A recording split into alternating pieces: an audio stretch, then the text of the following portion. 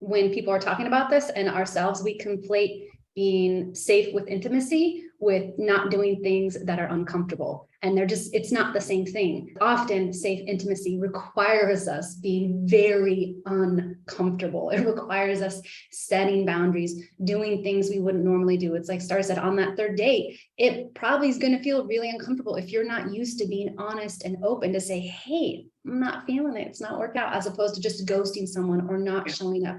So really, what I'd love to instill this idea that safe intimacy, it's a brave, courageous act. And it's something that requires an action of the heart and the mind and your healing and your body, and really being present with the process. So it's being able to check in like, okay, is it that this doesn't feel good to me? Or is it that this is a little bit edgy and I haven't done this before? Is it that I have really great boundaries and holding myself accountable to them is what's edgy for me? Like really finding that place where in the discomfort or what feels like lack of safety, explore that first before going, whoa, not safe, I'm leaving. I mean, we know the difference between we're physically in danger, right? And really something isn't safe versus like, oh, this is an emotional edge for me with safety. Can you create a space?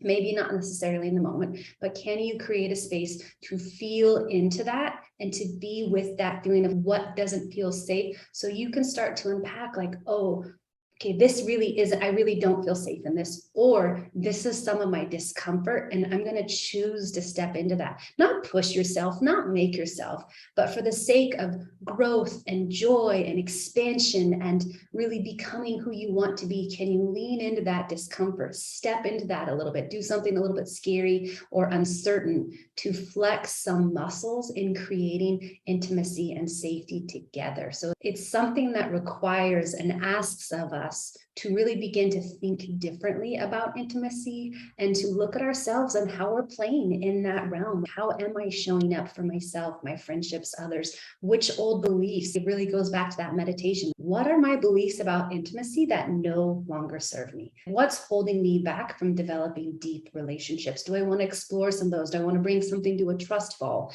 Do I want to do some work around it? Do I want to journal around it? What are some things or practices I can do to help explore this in a deeper way that helps me expand that edge of my uncomfortability? Because the thing about discomfort is when we get more familiar with it, it becomes more comfortable. So it doesn't mean that same thing, the same boundary setting or the same way of being in relationship is always going to be uncomfortable. As you work that edge, it'll get more and more comfortable, and your ability to be in safe intimacy will go from this to this to this to this. You get to expand that, and then everything inside of here, it's all in your comfort zone, whereas before your comfort zone was right here. So we get to expand to this place of our comfortability in intimacy while simultaneously exploring who and how we are and what's serving us and what we're ready to let go of.